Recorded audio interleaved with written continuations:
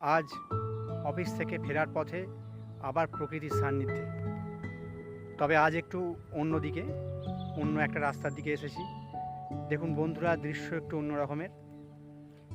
মাঠে নামছি আমি, মাঠের দিকে নেমে এসেছি। গ্রামের মাঠ, অদ্ভুত দৃশ্য, নিশ্চয়ই সকলের ভালো লাগবে।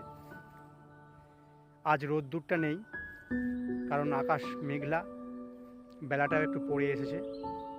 তো আজকের এই ভিডিও কেমন লাগলো জানাবেন। চারিদিকে শুধু মাঠ, আমি মাঠের মধ্যেই নেমে পড়েছি।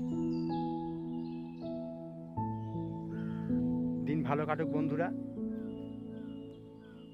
আজকের ভিডিও এতই থাক।